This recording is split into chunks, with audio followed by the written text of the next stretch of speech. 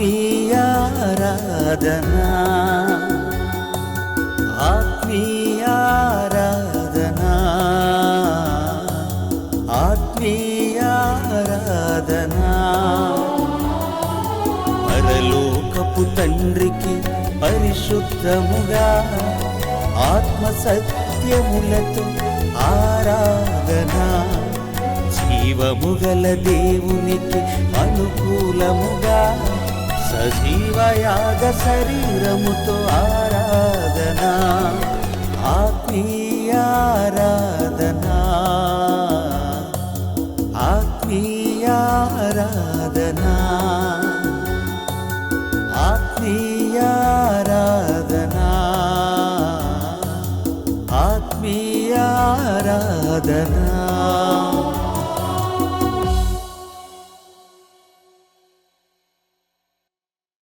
ఆత్మీయారాధన సందేశము ద్వారా ఉన్నతమైనటువంటి దేవుని సంగతులను నేర్చుకున్నటకు సిద్ధపడి ఉన్నటువంటి మీ అందరికీ మన ప్రభువును రక్షకుడునైన యేసుక్రీస్తు వారి పేరిట నా హృదయపూర్వకమైన వందనములను తెలియజేయుచున్నాను.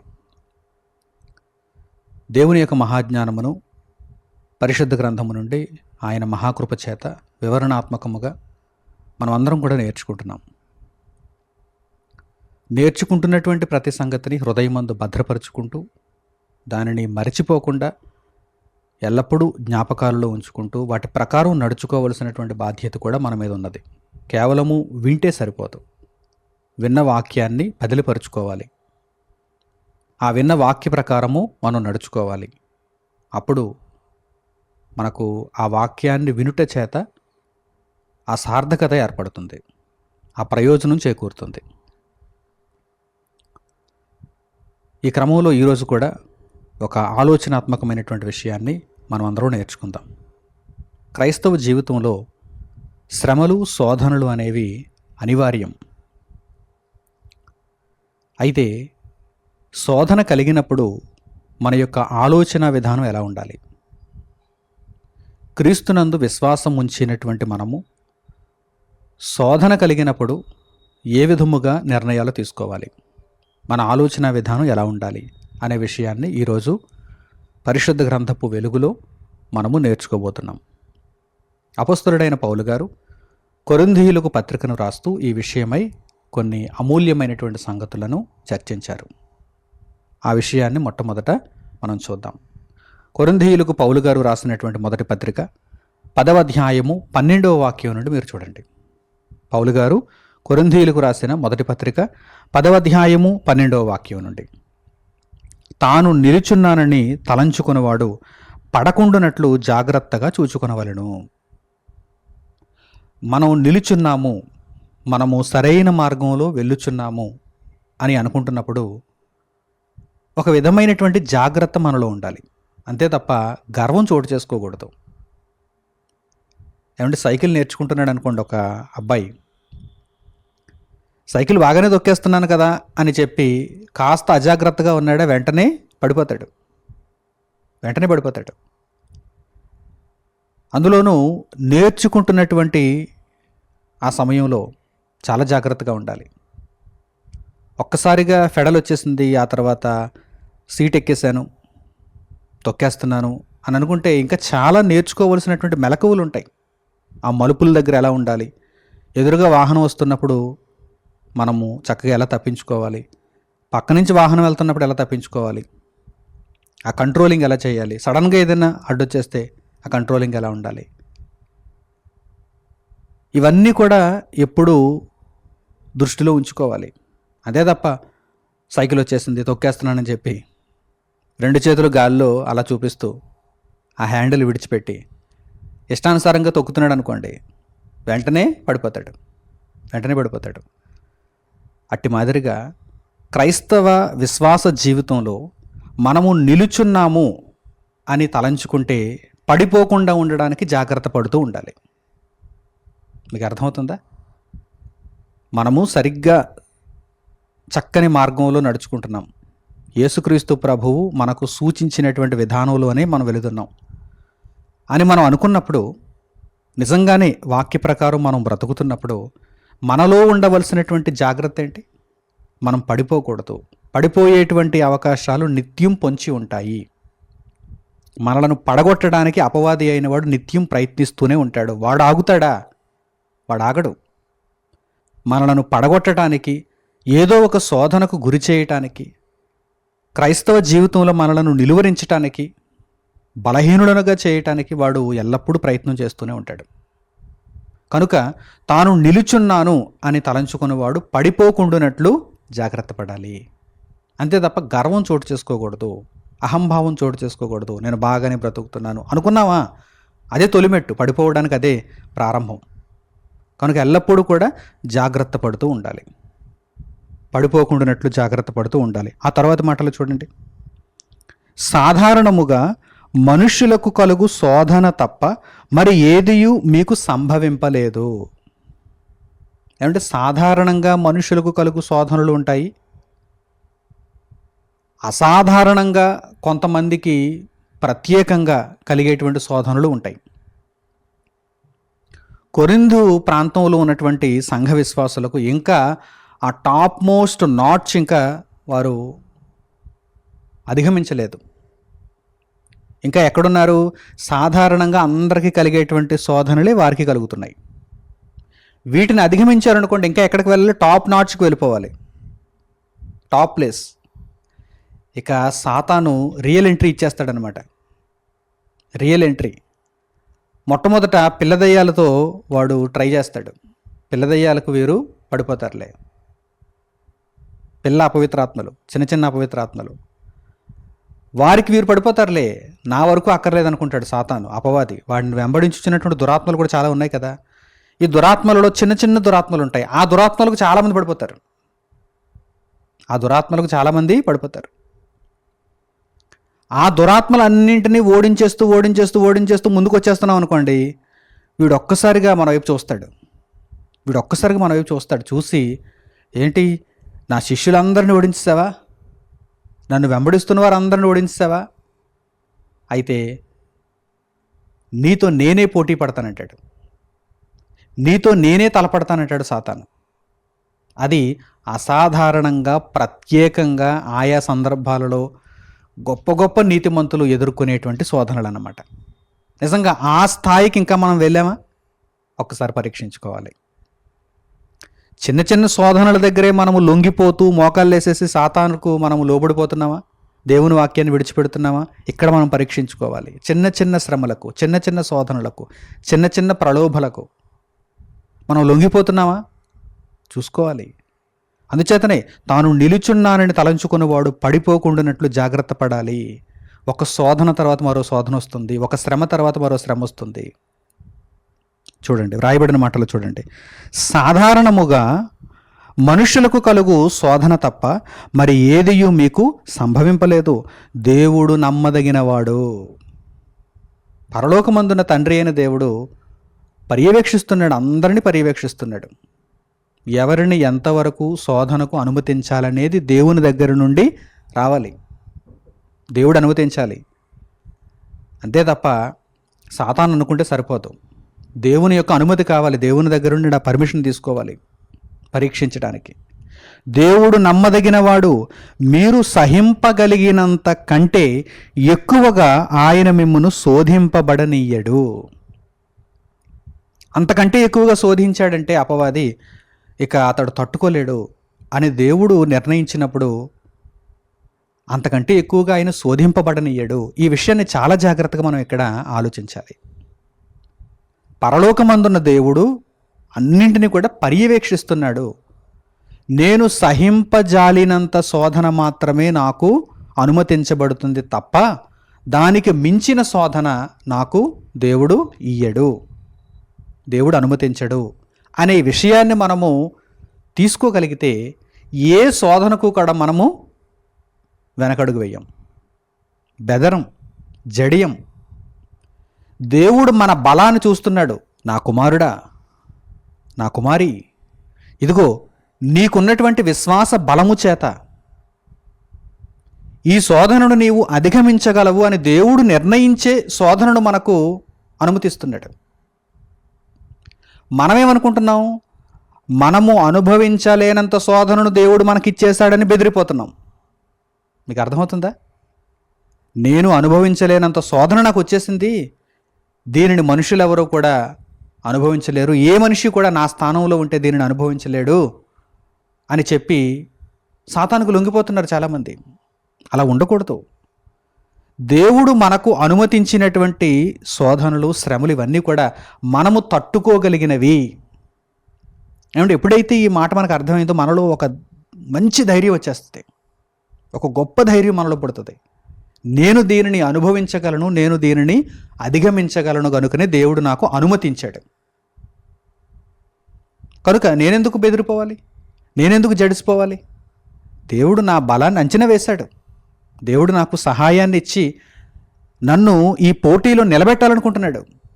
కనుక ఈ శోధనకు నేను వెనకడుగు వేయకూడదు, ఈ శోధనలో నేను సాతానుకు లొంగిపోకూడదు అని ఒక బలమైన, ఒక దృఢమైనటువంటి నిర్ణయాన్ని మనం తీసుకొని ఆ పోరాటంలో విజయ కేతనాన్ని మనం ఎగురవేయాలి. చూడండి, పౌలు గారు కొరింథీయులకు చక్కగా ఆత్మజ్ఞానాన్ని నేర్పిస్తున్నారు. చూడండి, దేవుడు నమ్మదగిన వాడు, మీరు సహింపగలిగినంత కంటే ఎక్కువగా ఆయన మిమ్మును శోధింపబడనీయడు. ఆయన అనుమతి ఇవ్వడు. ఒకవేళ అంతకంటే ఎక్కువ మనలను సాతాను శోధిస్తే మనం తట్టుకోలేము, మనం భరించలేము అని దేవుడు అనుకుంటే దేవుడు అటువంటి శోధననైతే మనకు అనుమతించడు. దేవుడు అనుమతించడు. కనుక ఈ విషయాన్ని మనం తెలుసుకోవాలి. ఆ తర్వాత చూడండి, అంతేకాదు, అంత మాత్రమే అనుకుంటున్నారా? అంతేకాదు, సహింపగలుగుటకు, శోధన సహింపగలుగుటకు, శ్రమను సహింపగలుగుటకు, ఏ శోధననైతే మనము సహించగలమని దేవుడు నమ్ముతున్నాడో ఆ శోధనను సహింపగలుగుటకు ఆయన శోధనతో కూడా తప్పించుకొను మార్గమును కలుగజేయును. శోధనతో కూడా మనకు ఏమనుగ్రహింపబడుతుంది? ఒక మార్గం. ఏమిటా మార్గం? శోధనను తప్పించుకునే మార్గం, శోధనను అధిగమించే మార్గం, శోధనను జయించే మార్గం మనకు అనుగ్రహింపబడుతుంది. ఏమంటే ఇంత గొప్ప సహాయం, ఇంత గొప్ప సహకారం దేవుని యొద్ద నుండి మనకు లభిస్తున్నప్పుడు మనం ఎందుకు శోధనకు బెదిరిపోవాలి? శోధనకు ముందే మనం సాతానుకు ఎందుకు లొంగిపోవాలి? చెప్పండి. దేవుడు ఇంత గొప్పగా మనకు సహాయాన్ని దయచేస్తున్నాడు. నీవు సహింపగలిగినంత కంటే ఎక్కువగా నీకు శోధననివ్వను అన్నాడు దేవుడు. రెండోదేంటి? నీకు నేను అనుమతించినటువంటి శోధనను తప్పించుకొనుటకు మార్గాన్ని కూడా నేనే దయచేస్తాను, నీకు పూర్తిగా బలాన్ని కూడా నేనే ఇస్తానంటున్నాడు దేవుడు. ఇంతకంటే గొప్ప ధైర్యాన్ని ఇంకెవరు ఇవ్వగలరు చెప్పండి? కనుక క్రైస్తవ విశ్వాస జీవితంలో శోధనను అధిగమించటానికి దేవుడు మనకు ఎల్లప్పుడూ కూడా సహాయాన్ని దయచేస్తాడు. శోధనను మనము అధిగమించడానికి ఎల్లప్పుడూ సిద్ధంగా ఉండాలి, అంతే తప్ప బెదిరిపోకూడదు. ఆ కష్టానికి, ఆ శ్రమకు నేను తట్టుకోలేను కనుక సాతానుకు నేను లోబడిపోతాను, సాతానుకు లోబడిపోతే సాతాను నన్ను విడిచిపెట్టేస్తాడు కదా, నేను వాడి పార్టీలోనికి వెళ్ళిపోతే వాడు నన్ను ఇక శోధించడు కదా అని ఒకవేళ అనుకుంటే ఆ తర్వాత దేవునికి మీరు విరోధులైపోతారు, దేవునికి శత్రువులైపోతారు. కనుక అటువంటి తప్పుడు నిర్ణయాలు తీసుకోకుండా సాతాను శోధనలకు మీరు నిలబడేటువంటి గొప్ప నిర్ణయాలు తీసుకోవాలి. శోధన సహించేవారుగా మనం అందరం ఉండాలి. ఈ సందర్భంలో ఒక అద్భుతమైనటువంటి ఉదాహరణను మనము పరిశీలన చేద్దాం. శోధన అనగానే పరిశుద్ధ గ్రంథంలో మొట్టమొదట మనకు గుర్తొచ్చేది ఎవరండి? యోబు గారు. శ్రమలు అనగానే, శోధన కాలం అనగానే దానిని అనుభవించిన వారిలో, దానిని సహించిన వారిలో మనకు వెంటనే గుర్తొచ్చేది ఎవరు? యోబు గారు. యోబు గారిని జ్ఞాపకం చేసుకోమంటూ యాకోబు గారు తన పత్రికలో మాట్లాడినటువంటి విషయాన్ని మొట్టమొదట మనం చూద్దాం. యాకోబు పత్రిక 5వ అధ్యాయము 10వ వాక్యం నుండి మీరు చూడండి. యాకోబు పత్రిక 5వ అధ్యాయము 10వ వాక్యం నుండి, నా సహోదరులారా, ప్రభువు నామమున బోధించిన ప్రవక్తలను శ్రమానుభవమునకును ఓపికకును మాదిరిగా పెట్టుకొనుడి. ఒక మాదిరి మనకు ఉందనుకోండి, మనం చక్కగా జీవించగలం. ఒక మాదిరి మనకు ఉండాలి. ఇక్కడ గ్రంథకర్త ఏమని తెలియజేస్తున్నారు? పరిశుద్ధాత్మ ప్రేరణతో, నా సహోదరులారా, ప్రభువు నామమున బోధించిన ప్రవక్తలను శ్రమానుభవమునకును ఓపికకును మాదిరిగా పెట్టుకొనుడి. ప్రవక్తలు ఉన్నారు మనకు ముందు. మనకు ముందు విశ్వాస వీరులు ఉన్నారు. వారిని మనము ఒక మాదిరిగా ఉంచుకోవాలి. ఒక్కరిని మాత్రమే కాదు, ఇదిగో అనేక మంది ఉన్నారు. ఒక అబ్రహాము గారిని, ఒక మోషే గారిని, అలాగే ఒక గిద్యోను గారిని, ఒక దావీదు గారిని, ఒక సమూయేలు గారిని మనము ఇలా మాదిరిగా ఉంచుకోవాలి. శ్రమానుభవమునకు ఓపికకు. ఈ విషయంలో యోబు గారు అగ్రస్థానాన్ని ఆక్రమిస్తారు. ఎందుకంటే యోబు గారు భయంకరమైనటువంటి శోధనను అనుభవించారు. శోధనను ఎదుర్కొంటున్నటువంటి ప్రతి ఒక్కరూ కూడా యోబు గారి గురించి తెలుసుకోవాలి. యోబు గారి గురించి తెలుసుకోవాలి. అందుచేతనే ఇక్కడ యాకోబు గారు ఏమంటున్నారు చూడండి తర్వాత మాటలలో, సహించిన వారిని ధన్యులు అనుకొనుచున్నాము కదా. సహిస్తే ధన్యులు, పారిపోతే పిరికివారు. శోధనకు సహిస్తే ధన్యులు, శోధనకు ముందుగానే పారిపోతే, శోధనకు ముందుగానే ఓటమిని అంగీకరిస్తే, శోధనకు ముందుగానే అపవాదితో జతకడితే వారు పిరికివారు, వారు అసహ్యులు. కనుక శోధనకు సహించేవారముగా మనం అందరం కూడా ఉండాలి. శోధనను జయించేవారముగా మనం అందరం ఉండాలి. మనం భరించలేనంత శోధననైతే దేవుడు మనకి ఇవ్వటం లేదు. అలాగే మనకు అనుమతించబడినటువంటి శోధనను జయించటానికి, దానిని తప్పించుకోవటానికి కూడా దేవుడే మార్గాన్ని కలుగు చేస్తున్నాడు. కనుక ఇంకెందుకు భయపడ్డాం? శోధనను సహిద్దాం. శోధనను సహించువారు ధన్యులు. సహించిన వారిని ధన్యులు అనుకొనుచున్నాము కదా. మీరు యోబు యొక్క సహనమును గూర్చి వింటిరి. ముందుగానే వ్రాయబడింది కనుక యాకోబు గారు ఏమంటున్నారు, మీరు విన్నారు కదా ముందుగానే. పాత నిబంధన గ్రంథంలో ఉన్నటువంటి యోబు గ్రంథాన్ని, యోబు పుస్తకాన్ని మీరు చదివే ఉండాలి. మీరు విన్నారు కదా. చూడండి, మీరు యోబు యొక్క సహనమును గూర్చి వింటిరి. ఆయన ఎంతో జాలియు కనికరమును గలవాడని మీరు తెలుసుకుని ఉన్నారు. ఇప్పటికీ మీరు తెలుసుకుని ఉండాలి ఆ విషయాలు అని యాకోబు గారు ఇక్కడ మాట్లాడుతున్నారు. ఇటువంటి వారిని మనము ఒక మాదిరిగా పెట్టుకోవాలి. ఇటువంటి వారిని మాదిరిగా పెట్టుకోవాలి. అప్పుడు శోధనను సహించటానికి, శోధనను తప్పించుకోవటానికి, ధన్యులు అవడానికి మనకు అవకాశం ఉంటుంది. ధన్యులు అయిపోతాం. ఇప్పుడు యోబు గ్రంథానికి మనం వెళదాం. యోబు గ్రంథంలో కొన్ని చక్కని సంగతులను మనం చూద్దాం. యోబు గారు శోధనను ఎలా సహించారు, యోబు గారికి దేవుడు ఎంత శోధనను అనుమతించాడు, యోబు గారు దేవుని యొక్క సహాయము చేత ఆ శోధనను ఎలా అధిగమించారు, ఆ శోధనను ఎలా తప్పించుకున్నారనేటువంటి విషయాన్ని యోబు గ్రంథంలో కొన్ని మాటల ద్వారా మనము పరిశీలన చేద్దాం. యోబు గ్రంథము 2వ అధ్యాయము 3వ వాక్యం నుండి మీరు చూడండి. యోబు గ్రంథము 2వ అధ్యాయము 3వ వాక్యం నుండి, అందుకు యెహోవా, నీవు నా సేవకుడైన యోబు సంగతి ఆలోచించితివా? అతడు యథార్థవర్తనుడును న్యాయవంతుడునై దేవుని యందు భయభక్తులు కలిగి చెడుతనము విసర్జించినవాడు. భూమి మీద అతని వంటి వాడెవడునూ లేడు. నిష్కారణముగా అతనిని పాడు చేయుటకు నీవు నన్ను ప్రేరేపించినను అతడు ఇంకనూ తన యథార్థతను వదలక నిలకడగా నున్నాడనగా. తండ్రి అయిన దేవుడు అపవాది దగ్గర యోబు గారి యొక్క ప్రస్తావనను తీసుకుని వస్తున్నారు.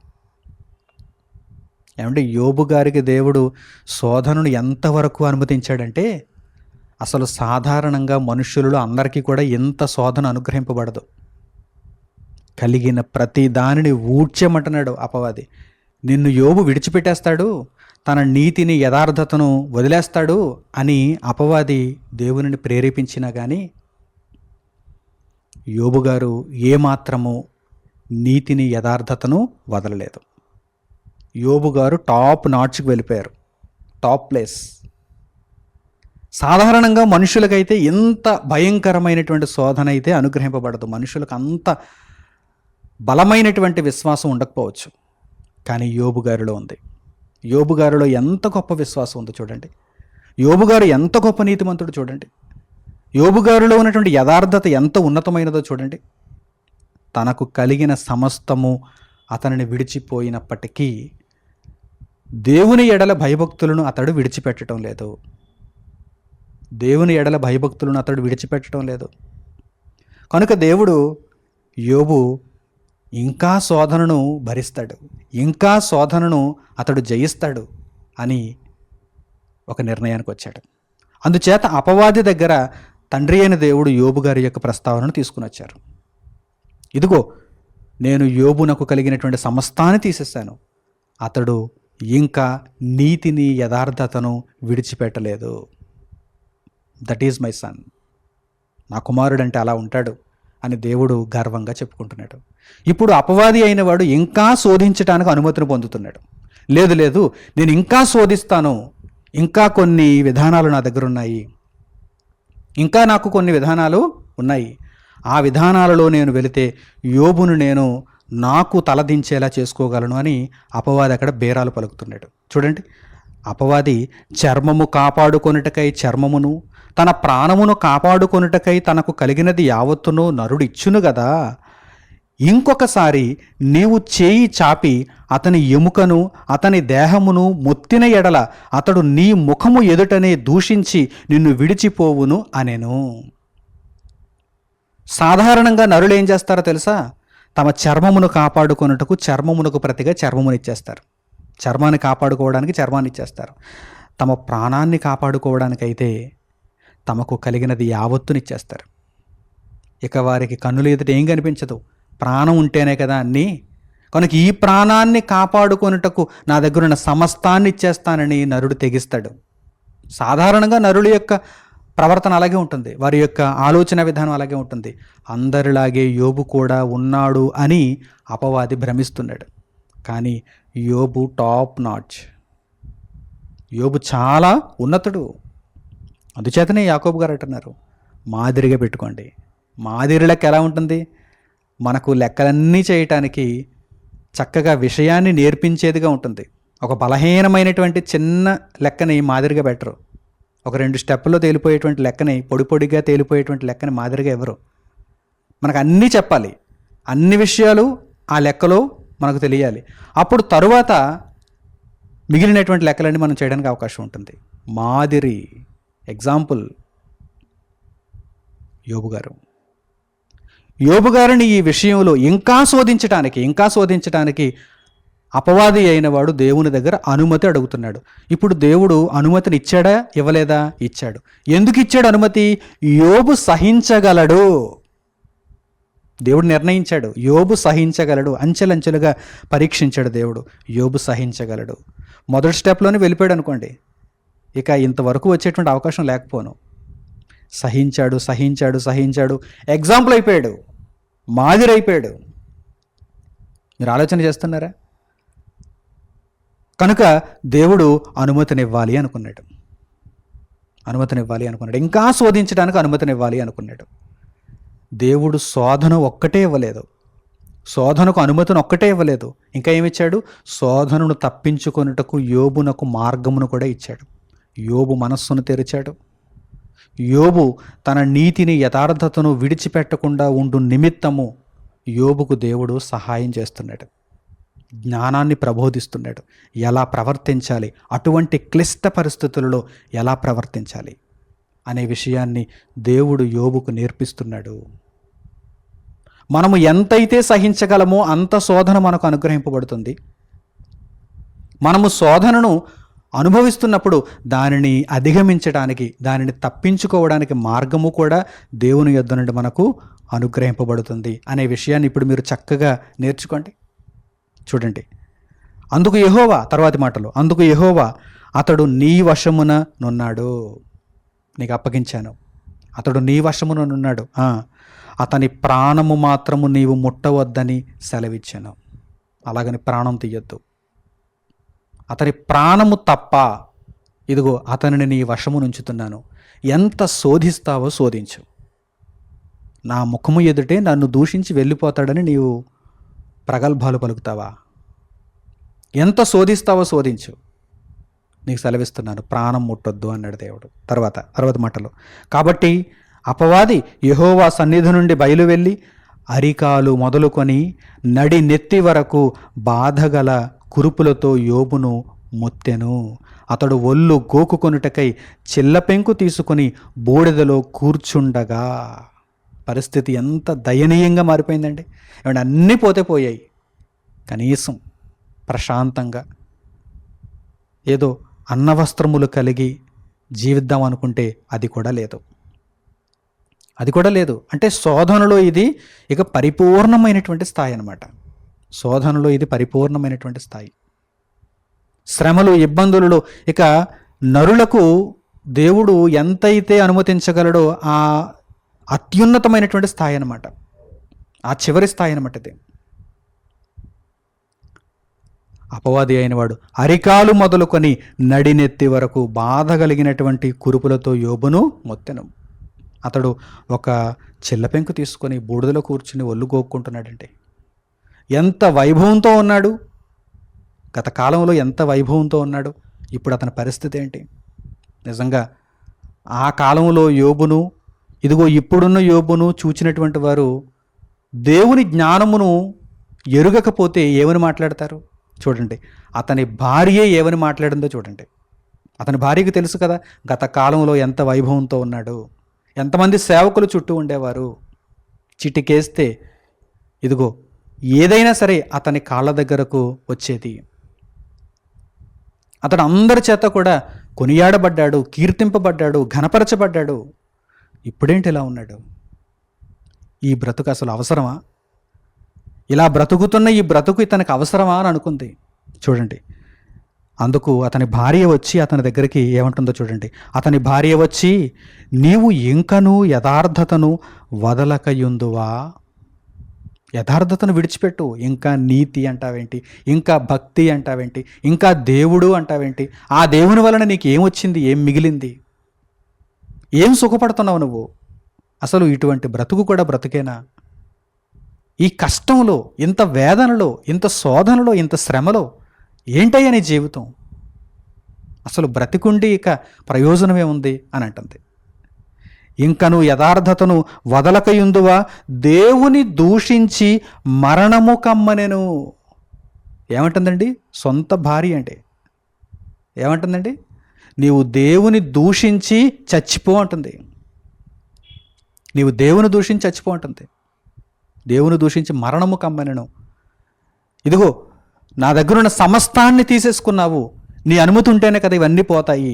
ఇదిగో ఈరోజు నేను కనీసం కూర్చొని గిన్నెడు నీళ్లు తాగి పట్టెడు అన్నం తినటానికి కూడా నాకు అవకాశం లేకపోయింది.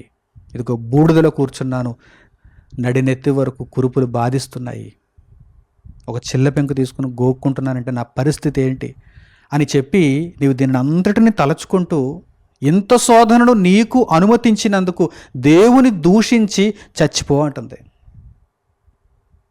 చచ్చిపో అంటుంది. ఏమంటే ప్రత్యక్షంగా కలిగినటువంటి శోధన కంటే తన భార్య మాటల ద్వారా వచ్చినటువంటి శోధన మరింత ఎక్కువ. ఆ సూటిపోటి మాటల ద్వారా వచ్చినటువంటి శోధన మరింత ఎక్కువ. ఆ చెడు ప్రవర్తన ద్వారా వచ్చినటువంటి శోధన మరీ ఎక్కువ. అప్పుడు యోబు గారు చచ్చిపోయారా? అవును, నిజమే, నా భార్య నాకు చాలా మంచి మాటలు చెప్పింది, జ్ఞానోదయాన్ని నాకు అనుగ్రహించింది, నేను వెళ్ళి చచ్చిపోదాం, దేవుణ్ణి తిట్టేసి చచ్చిపోదాం అని ఏమైనా అనుకున్నాడా? ఏమంటున్నాడు చూడండి. అందుకు అతడు, మూర్ఖురాలు మాటలాడునట్లు నీవు మాటలాడుచున్నావు. నువ్వు ఎలా మాట్లాడుతున్నావు అంటే ఒక మూర్ఖురాలు మాట్లాడుతున్నట్టుగా మాట్లాడుతున్నావు. నీలో ఏమాత్రము దేవుని జ్ఞానం లేదు, నీలో మూర్ఖత్వం ఉంది. దేవుణ్ణి దూషించి చచ్చిపోవాలా? మూర్ఖురాలు మాట్లాడుతున్నట్లు నువ్వు మాట్లాడుచున్నావు. మనము దేవుని వలన మేలు అనుభవించదమా? మేలు అనుభవించినప్పుడు ఏమైనా మాట్లాడావా? ఏమంటే దేవుని కోసం గొప్ప గొప్ప కార్యాలు చేసేద్దాం, దేవుడు మనల్ని ఇంత ఆశీర్వదించాడు కదా, దేవుని కోసం గొప్ప గొప్ప కార్యక్రమాలు చేసేద్దాం, ప్రపంచం అంతా దేవుని పేరు మారు మ్రోగేలా చేసేద్దాం అని ఏమైనా నీవు నాకు సలహాలు ఇచ్చావా? లేదు. దేవుని వలన మనము మేలు మాత్రమే అనుభవిస్తామా? మేలు అనుభవించినప్పుడు దేవునికి నువ్వు చేసిందేంటి? దేవుడు నీకు మేలును అనుగ్రహించినప్పుడు నీవు దేవునిని ఏ విధంగా కనపరిచావు? దేవునికి నువ్వేం చేసావు? చూడండి, అడుగుతున్నాడు యోబు. ఏమన్నా అంత బాధలో కూడా వాక్యాన్ని నేర్పిస్తున్నాడండి. దేవుని జ్ఞానంతో నిండినవాడు కదా, దేవుడు సహాయాన్ని దయచేస్తున్నాడు కదా యోబుకి. శోధనను తప్పించుకునే మార్గం ఎలా ఉంటుందో చూడండి. ఇదేనండి శోధనను తప్పించుకునే మార్గం అంటే ఇదే.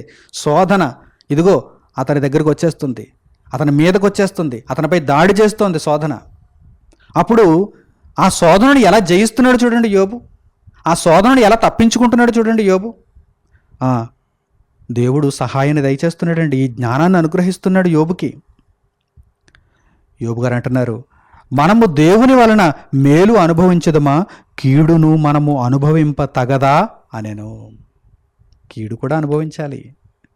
ఒకవేళ దేవుడు మనకు శోధనను అనుమతించినప్పుడు మనం ఎంతైతే భరించగలమో అంత దేవుడు అనుమతిస్తాడు. అలా అనుమతించినప్పుడు మనము ఆ శోధనను భరించాలి. శోధనను సహిస్తే ధన్యుడు, పిరికివాడై పారిపోతే కాదు. శోధనను సహిస్తే ధన్యుడు. మనము దేవుని వలన మేలు అనుభవించదమా, కీడును అనుభవించాలి. ఆ కష్టాన్ని కూడా అనుభవించాలి, ఆ వేదనను కూడా అనుభవించాలి. ఈ సంగతులలో ఏ విషయమందును యోబు నోటి మాటతోనైనను పాపము చేయలేదు. పరువు నిలబెడుతున్నాడు. నేను నా దేవుణ్ణి నమ్ముకున్నందుకు ఇదిగో ఇంత గొప్పగా బ్రతుకుతున్నాను. నా దేవుడు ఎంత గొప్పవాడు, నాలో మనోధైర్యాన్ని పుట్టించాడు. ఎంత శోధన వచ్చినా సరే నేను దేవుని విడిచిపెట్టే ప్రసక్తే లేదు, ఎందుకంటే నా దేవుడు గొప్పవాడు. ఇది ప్రపంచంలో మిగిలిన వారు అందరినీ మాటలు చెప్పమానండి. కొన్ని కష్టాలు రాగానే, కొన్ని ఇబ్బందులు రాగానే వెతుకుతారు, ఇంకా ఎవరు నాకు సహాయం చేయగలరు, ఎక్కడికి జంప్ అయిపోవాలి. ఏమంటే కొన్ని ఇబ్బందులు, కొన్ని కష్టాలు రాగానే చాలామంది చూడండి నా కష్టాలు తీర్చేదెవరు, నాకు సంతోషాన్ని ఇచ్చేదెవరు, నన్ను సుఖవంతమైన జీవితంలో ప్రవేశపెట్టేదెవరు అని వెతుక్కుంటుంటారు. కానీ నిజంగా పరిశుద్ధ గ్రంథంలో ఉన్న దేవుడే నీకు అర్థమైతే ఎంత కష్టం వచ్చినా కానీ దేవుణ్ణి విడిచిపెట్టి నీవు వెళ్ళవు. పరిశుద్ధ గ్రంథంలో ఉన్నటువంటి దేవుడు నీకు అర్థమైతే, యెహోవా ఉత్తముడని రుచి చూచి నీవు తెలుసుకోగలిగితే ఎంత కష్టం వచ్చినా దేవుని నీవు విడిచిపెట్టవు. అగ్నిగుండంలో ప్రవేశించవలసి వచ్చినా దేవుని నీవు విడిచిపెట్టవు. సింహములు ఉన్నటువంటి గుహలోనికి నీవు వెళ్ళాల్సి వచ్చినా దేవుని నీవు విడిచిపెట్టవు. ప్రాణాల మీదకి వచ్చిన దేవుణ్ణి విడిచిపెట్టవు. ఎందుకంటే దేవుడు నీకు అర్థమయ్యాడు. ఇదిగో యోబు గారు దేవుణ్ణి విడిచిపెట్టడం లేదు. నోటి మాటతోనైనను దేవునిని దూషించలేదు, పాపము చేయలేదు. కనుక ఇటువంటి వారిని మనము మాదిరిగా తీసుకోవాలి. శ్రమానుభవమునకు, ఓపికకు మాదిరిగా తీసుకోవాలి. ఎంత గొప్ప జ్ఞానమును దేవుడు పరిశుద్ధ గ్రంథంలో అనుగ్రహించాడు. ఇదిగో మీరు ఎంతైతే భరించగలరో అంత శోధనను మాత్రమే మీకు ఇస్తున్నాను, ధైర్యంగా ఉండండి. నేను భరించలేనంత శోధనను దేవుడు నాకు ఇచ్చేస్తున్నాడేమో అని మీరు భయపడకండి. ఎంత శోధనను అనుభవించగలరో అంత శోధననే మీకు ఇస్తున్నాను. అలాగే శోధనతో పాటుగా తప్పించుకునే మార్గాన్ని కూడా మీకు దయచేస్తున్నాను. యోబు గారు ఎలా తప్పించుకుంటున్నారు చూడండి, శోధనను ఎలా తప్పించుకుంటున్నారు, శోధనను ఎలా జయిస్తున్నారు చూడండి. లొంగిపోవటం లేదు, అపవాదికి లొంగిపోవటం లేదు, దేవుని తరపునే నిలబడుతున్నారు. మనము కూడా ఈ మాదిరిని అర్థం చేసుకుంటున్నటువంటి మనము అనుభవించగలిగినంత శోధన దేవుడు మనకు అనుగ్రహించినప్పుడు దానిని మనము చక్కగా గెలుపొందాలి, దానిని చక్కగా అధిగమించాలి, దానిని చక్కగా మనము తప్పించుకోవాలి. అంతే తప్ప శోధన చేత కబలింపబడి మనం ఓడిపోయిన వారముగా కనిపించకూడదు. శోధనను సహించాలనే దేవుడు రాయించాడు. చూడండి, యాకోబు పత్రిక 1వ అధ్యాయము 2వ వాక్యం నుండి మీరు జాగ్రత్తగా గమనించండి. శోధనను సహించాలో లేక పిరికివారమై అపవాదికి లొంగిపోవాలో ఇప్పుడు మీరు చెప్పాలి. యాకోబు రాసిన పత్రిక 1వ అధ్యాయము 2వ వాక్యం నుండి, నా సహోదరులారా, మీ విశ్వాసమునకు కలుగు పరీక్ష ఓర్పును పుట్టించునని ఎరిగి మీరు నానా విధములైన శోధనలలో పడినప్పుడు అది మహానందమని ఎంచుకొనిడి. శోధనలో పడినప్పుడు మహానందమని ఎంచుకోవాలి. ఎందుకని? అది ఒక పరీక్ష, విశ్వాసానికి పరీక్ష. అది ఓర్పును పుట్టిస్తోంది, మనలను గొప్పవారిగా మారుస్తోంది. కనుక మనం ఎప్పుడు కూడా సంతోషపడాలి. శోధనలో ఉన్నప్పుడు దేవుడు నేను సహింపగలిగినంత శోధననే నాకు ఇచ్చాడు అని, అలాగే ఈ శోధనను జయించటానికి తప్పించుకునే మార్గాన్ని కూడా దేవుడు నాకు అనుగ్రహిస్తున్నాడని మనము మహానందముతో ఉండాలి. అంతే తప్ప శోధనకు దిగులు పడిపోకూడదు, విచారంతో ఉండకూడదు, ఎప్పుడు సాతానుకు లొంగిపోదామని మనం ప్రయత్నం చేయకూడదు. మహానందమని ఎంచుకొనడి. యోబు గారు మహానందంగా ఎంచుకున్నారు. నా దేవుడు నాకున్నాడు, నేను నీతిని యథార్థతను విడిచిపెట్టే ప్రసక్తే లేదు, నా దేవుడు నాకు ఎప్పటికైనా సహాయం చేస్తాడు, నేను నిత్యత్వంలో ప్రవేశించడం నాకు ముఖ్యం తప్ప ఈ లోకంలో దేనినో అనుభవించడం కాదు అనుకున్నాడు. కనుక మహానందమని ఎంచుకున్నాడు. క్రింది మాటలు చూడండి. యాకోబు రాసిన పత్రిక 1వ అధ్యాయము 12వ వాక్యాన్ని చూడండి. యాకోబు రాసిన పత్రిక 1వ అధ్యాయము 12వ వాక్యం. శోధన సహించువాడు ధన్యుడు. శోధన సహించువాడు చెడ్డవాడని రాయబడలేదు. ఎవరికైతే శోధన కలిగిందో వాడు పాపాత్ముడు అని వ్రాయబడలేదు.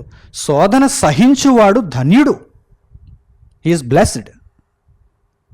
శోధన సహించువాడు ధన్యుడు. అతడు శోధనకు నిలిచిన వాడై ఓడిపోలేదు, లొంగిపోలేదు అపవాదికి. అతడు శోధనకు నిలిచిన వాడై ప్రభువు తన్ను ప్రేమించు వారికి వాగ్దానము చేసిన జీవకిరీటము పొందును. శోధనకు నిలిస్తే దేవుడు మనకు జీవకిరీటాన్ని ఇస్తాడు. ప్రభు వాగ్దానం చేశాడు, మీరు శోధనకు నిలిస్తే మీకు జీవకిరీటాన్ని ఇస్తాను అన్నాడు. కనుక శోధనను మనము తప్పనిసరిగా సహించాలి, దానిని జయించాలి. ఆ తర్వాత గొప్ప బహుమానమునకు మనము అర్హులమవుతాం. మనము ఎంచలేము అంత గొప్ప బహుమానాన్ని దేవుడు మనకు దయచేస్తాడు. కనుక శోధనను సహించి ఆ జీవకిరీటమును పొందేటువంటి వారముగా మనం అందరం ఉండాలి. అలాగే పేతురు గారు రాసినటువంటి మొదటి పత్రిక 1వ అధ్యాయము 7వ వాక్యాన్ని చూడండి. ఈ సంగతులన్నీ కూడా ఇదిగో మనము శోధనను సహించాలని మనకు నేర్పిస్తున్నాయి. శోధనను తప్పించుకునే మార్గమును దేవుని యొద్ద నుండి పొంది మనము దేవుని కొరకే నిలబడాలని మనకు నేర్పిస్తున్నాయి. పేతురు గారు రాసినటువంటి మొదటి పత్రిక 1వ అధ్యాయము 7వ వాక్యం. నశించిపోవు సువర్ణము అగ్ని పరీక్ష వలన శుద్ధపరచబడుచున్నది కదా, దానికంటే అమూల్యమైన మీ విశ్వాసము ఈ శోధనల చేత పరీక్షకు నిలిచినదై యేసుక్రీస్తు ప్రత్యక్షమైనప్పుడు మీకు మెప్పును మహిమయు ఘనతయు కలుగుటకు కారణమగును. ఇదిగో ఇప్పుడు మీరు సహిస్తున్నటువంటి ఈ శోధనే రేపటి దినాన వచ్చే కాలంలో మీరు మెప్పు ఘనత పొందుటకు కారణమవుతుంది. ఏమండి, అంత గొప్ప శోధనను మనము కాదనుకోకూడదు, దానిని విడిచిపెట్టి పారిపోవాలనుకోకూడదు. ఆ శోధనను జయించటానికి, ఆ శోధనను తప్పించుకోవటానికి దేవుని యొద్ద నుండి సహాయాన్ని పొందాలి. విలువైన బంగారము కంటే అత్యంత విలువైనది మనలో ఉన్న విశ్వాసము. ఆ విశ్వాసాన్ని పదిలపరుచుకోవాలి. ఆ విశ్వాసానికి మెరుగులు దిద్దేటువంటి శోధనను మనము చక్కగా అనుభవించి తీరాలి, దానిని జయించాలి, దానిని తప్పించుకోవడానికి దేవుని యొద్ద నుండి సహాయాన్ని పొందాలి. కనుక నా ప్రియులైనటువంటి సహోదరి సహోదరులారా, శోధనను సహించే ధన్యులుగా మీరందరూ ఉండాలని హృదయపూర్వకంగా కోరుకుంటున్నాను.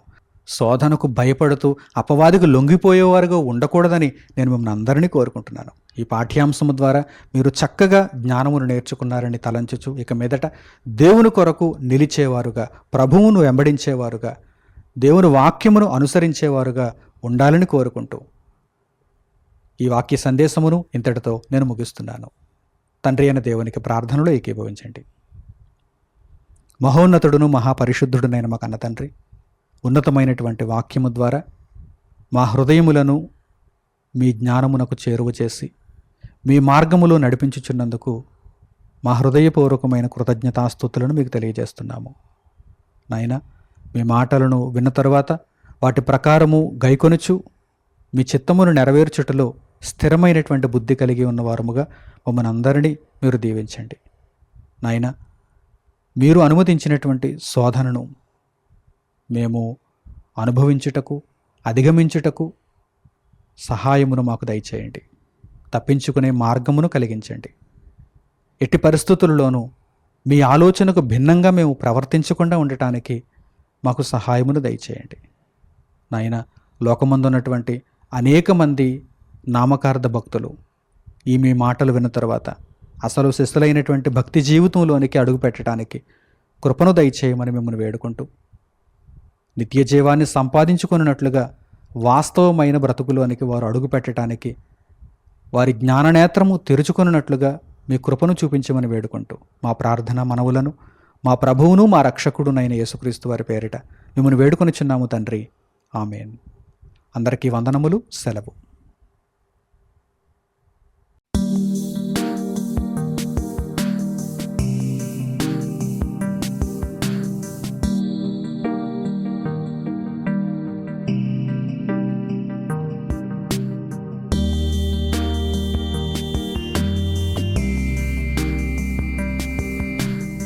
సహోదరులు మణికుమార్ గారు ప్రసంగించిన ఎన్నో ఆత్మ సంబంధమైన సంగతులను ఉచితంగా వీక్షించుటకు మా యూట్యూబ్ ఛానల్స్ను తప్పక దర్శించండి. మా సమాచారమును ఎప్పటికప్పుడు తెలుసుకొని ఆత్మీయ అభివృద్ధిని అందవలనంటే మా యూట్యూబ్ ఛానల్స్ను సబ్స్క్రైబ్ చేసుకోండి. సత్వర నోటిఫికేషన్ల కొరకు సబ్స్క్రైబ్ బటన్ ప్రక్కన ఉన్న బెల్ సింబల్ను క్లిక్ చేయండి. మరిన్ని వివరాలకు మీరు సంప్రదించవలసిన మా ఫోన్ నంబర్స్ 8978414178 మరియు 8333927666. ధన్యవాదములు.